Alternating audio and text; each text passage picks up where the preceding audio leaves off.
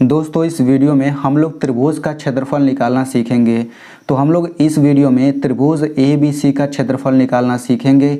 और हालांकि हमने पिछली वीडियो में त्रिभुज का क्षेत्रफल निकालने के ऊपर एक वीडियो बनाया है, तो उस वीडियो में हमने ये बताया है कि जब त्रिभुज में आधार की लंबाई दिया रहता है और जब ऊंचाई दिया रहता है तब हम लोग उसका क्षेत्रफल किस सूत्र से निकालते हैं, आधार गुणे ऊंचाई बटा 2 इस सूत्र से निकालते हैं। लेकिन इसमें ऊंचाई तो दिया ही नहीं है, केवल तीनों भुजा की लंबाई दिया है। तो हम लोग इसका क्षेत्रफल निकालने के लिए एक अलग से सूत्र लगाते हैं और उस सूत्र को हम लोग बोलते हैं हीरोन का सूत्र। तो हम लोग इस वीडियो में हीरोन के सूत्र के बारे में डिटेल में चर्चा करेंगे। तो जब त्रिभुज में तीनों भुजा की लंबाई दिया रहता है तो हम लोग हीरोन के सूत्र का प्रयोग करके उसका क्षेत्रफल निकालते हैं। ठीक है, तो हम लोग इसका क्षेत्रफल निकालेंगे और वीडियो के लास्ट में ये जो आपको त्रिभुज दिख रहा है इसका क्षेत्रफल आप लोग खुद निकाल पाएंगे। अभी हो सकता है आपको ये कठिन लग रहा हो, लेकिन इसका क्षेत्रफल आप लोग खुद निकालेंगे। लेकिन सबसे पहले आपको ये समझना पड़ेगा, तभी जा करके आप निकाल पाएंगे। तो इस त्रिभुज का क्षेत्रफल निकालने के लिए हमें सबसे पहले सूत्र को समझना पड़ेगा। तो चलिए हम लोग सबसे पहले सूत्र को समझ लेते हैं। तो देखिए सूत्र क्या होता है। तो अगर त्रिभुज आपको ऐसे दिया गया है, तो जब त्रिभुज दिया है उसमें तीनों भुजा की अगर आपको लंबाई दिया गया है, जैसे इस भुजा की लंबाई A से दिखाएंगे, इसको B से दिखाएंगे इस भुजा की लंबाई को, और इस भुजा की लंबाई को C से दिखाएंगे। तो देखिए त्रिभुज का क्षेत्रफल क्या होता है, ये पूरा बड़ा सा रूट रहेगा S, S minus A, S minus B, S minus C. अब ये जो सूत्र आपको दिख रहा है, हम लोग इसी सूत्र का प्रयोग करके किसी भी त्रिभुज का क्षेत्रफल निकाल सकते हैं। बस हमें उस त्रिभुज की तीनों भुजा की लंबाई बस हमें दिया रहना चाहिए। ठीक है, तो इसमें यस क्या चीज़ है हम उसे भी समझेंगे बाद में, लेकिन सबसे पहले देखते हैं ABC क्या है।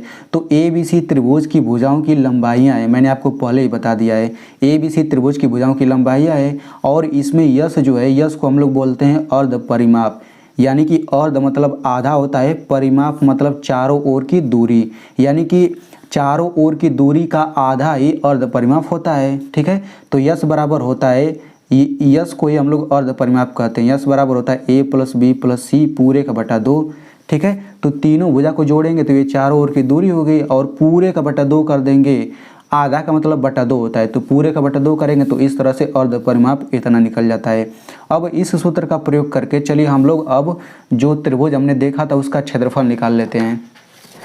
तो देखिए हमें त्रिभुज ABC का क्षेत्रफल निकालना है। तो इसमें तीनों भुजा की लंबाई दिया गया है। यहाँ इस बिंदु से लेकर यहाँ तक की दूरी पूरा 10 सेंटीमीटर है, यहाँ से लेकर यहाँ तक की दूरी पूरा 14 सेंटीमीटर है, और यहाँ से लेकर यहाँ तक पूरा 12 सेंटीमीटर है।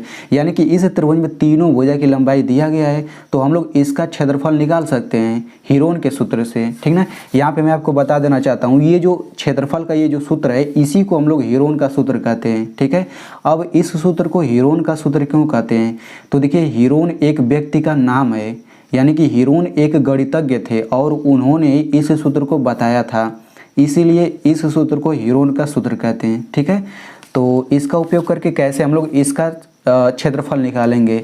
तो देखिए सबसे पहले हम लोग ABC मान लेते हैं। तो हम लोग A बराबर यहाँ पे 10 मान लेते हैं, A बराबर हम लोग 10 मान लेते हैं, और B बराबर हम लोग यहाँ पे 12 मान लेते हैं, और C बराबर हम लोग 14 ले लेते हैं। तो यहाँ पे आप लोग समझ लीजिए, मैंने A बराबर 10 लिया, B बराबर कितना लिया 12 लिया, C बराबर 14 लिया। आप ABC किसी को भी मान सकते हैं, आप A बराबर 12 ले सकते हैं, B बराबर 10 ले सकते हैं, C बराबर 14। ठीक है, आपकी मर्जी, A बराबर 14 लें, B बराबर 12, C बराबर ये, मतलब ABC कोई भी आप मान सकते हैं, इसमें कोई दिक्कत नहीं, हर तरीके से आंसर सेम आएगा। तो मैंने ABC मान लिया। ठीक है, तो ABC हमने पता कर लिया। अब यस का मान निकाल लेते हैं। तो यस का सूत्र क्या होता है, A plus B plus C पूरे का बटा 2, यही तो होता है। तो चलिए अब हम लोग निकाल लेते हैं, सभी का मान रख लेते हैं। तो A का मान क्या है, A बराबर 10 है, तो हम A की जगह पे यहाँ पे 10 रख लेते हैं, प्लस B की जगह पे 12 प्लस C की जगह पे 14, और ये पूरे का बटा 2 हो जाएगा। तो यहाँ से यस बराबर क्या हो जाएगा, यहाँ पे सभी को जोड़ लेते हैं। तो 10 12 कितना हो जाएगा 22, और 22 में 14 जोड़ेंगे कितना हो जाएगा, ये हो जाएगा 36 और बटा 2। अब यहाँ पे देखिए 36 में 2 से भाग देंगे तो कितना आ जाएगा, तो 36 में जब हम 2 से भाग देते हैं तो 18 दूना 36, 18 बार में कट जाता है। तो इस तरह से यस का मान आ गया, यानी कि अर्ध परिमाप आ गया, A यहाँ पे आ गया, B आ गया, C आ गया। तो अब हम लोग त्रिभुज के क्षेत्रफल का सूत्र लगाते हैं। तो हम लिखेंगे त्रिभुज ABC का क्षेत्रफल बराबर, तो अब हम लोग वही हीरोन का सूत्र लगा देते हैं। तो क्या होता है, yes S minus A, S minus B और यस माइनस सी। तो चलिए इसी में सभी का हम लोग बारी बारी से मान रखते हैं। तो यहाँ पे यस के जहाँ पर भी यस दिखे वहाँ पे 18 रखेंगे, तो यहाँ पे 18 हो जाएगा। फिर कोष्टक लगा लेते हैं 18 इस यस की जगह, फिर माइनस इस ए की जगह क्या रखेंगे 10 रखेंगे, तो ये हो जाएगा 10। फिर कोष्टक इस यस की जगह पे रखेंगे कितना 18, माइनस बी की जगह क्या रखना है 12 और इसके जगह हो जाएगा 18 माइनस इस सी की जगह पे क्या रखना है 14 रखना है, तो यहाँ पे आप 14 रख लीजिए।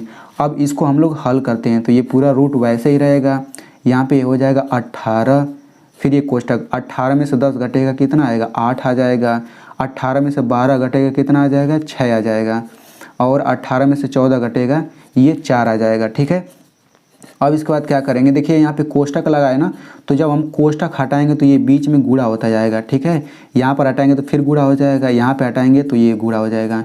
तो देखिए जब भी त्रिभुज में तीनों भुजा की लंबाई दिया रहता है, यहाँ पे आप लोग ध्यान से समझिएगा एक चीज़ कि यहाँ तक तो जो है ना सभी बच्चे लगा लेते हैं, इसके बाद गलती करना शुरू कर देते हैं।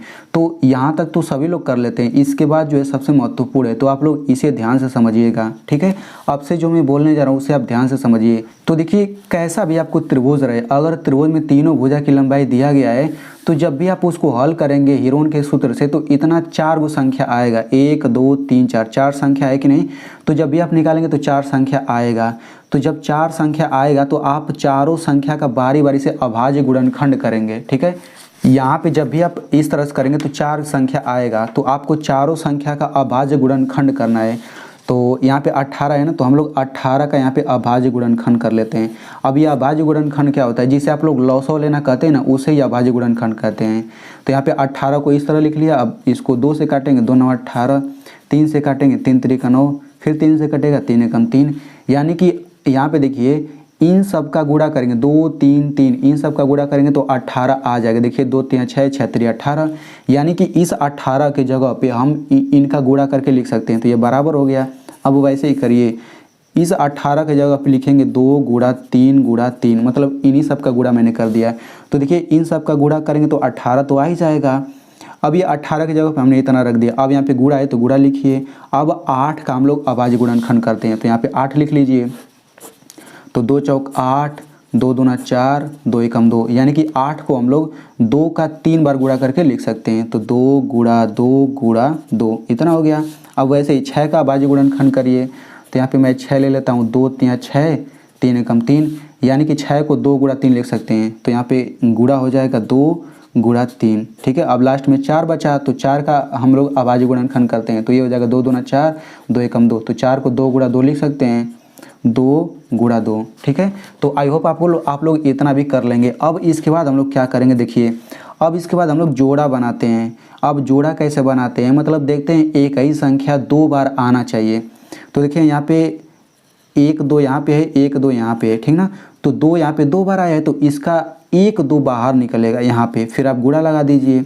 ठीक है, अब यहाँ पे 1 2 यहाँ पे आया है, 1 2 यहाँ पे, तो इन दोनों 2 में से 1 2 फिर बाहर निकल जाएगा, मतलब रूट से बाहर निकल जाएगा।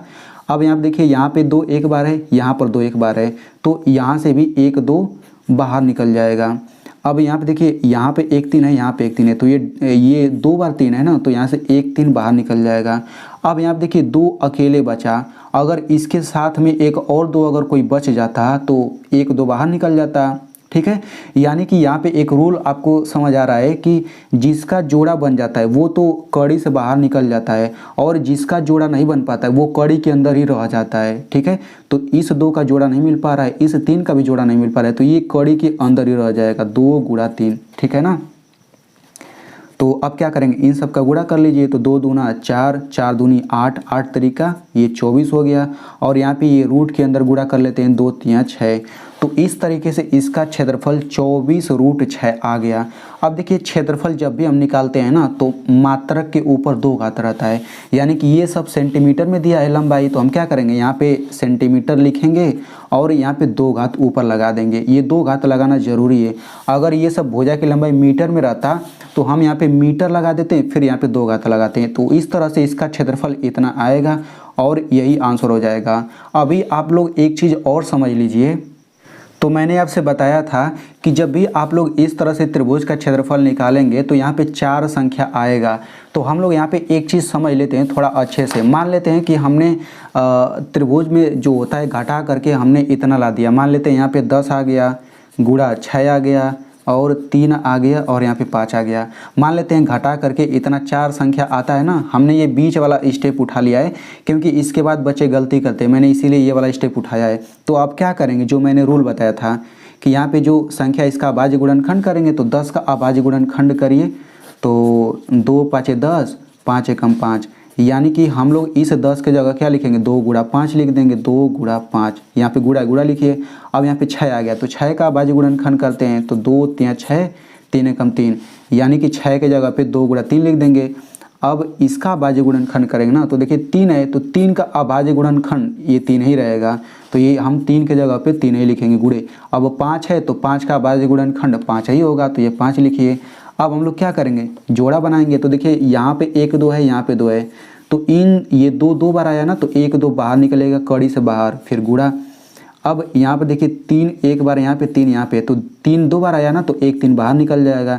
यहाँ पे 1 5, यहाँ पे 1 5, तो 5 2 बार तो 1 5 यहाँ पे बाहर निकल जाएगा। अब देखिए रूट के अंदर कुछ बचा ही नहीं, यानी कि जब रूट के अंदर कुछ भी नहीं बचता तो रूट गायब कर देते हैं बस। अब यहाँ पे 2 3 6, 6 5 30, तो इस तरह से क्षेत्रफल कितना आ जाएगा 30 सेंटीमीटर स्क्वायर। तो बस मैंने यहाँ पे मेन चीज़ ये बताया है कि रूट में अगर कुछ भी नहीं बचता तो हम लोग यहाँ पे रूट को गायब कर देते हैं। तो आई होप आपको यहाँ तक बहुत ही अच्छे से समझ आ गया होगा। अब आप लोगों को मैं यहाँ पे सवाल दे देता हूँ, तो आप लोग इस त्रिभुज का क्षेत्रफल निकाल करके कमेंट में ज़रूर बताइएगा।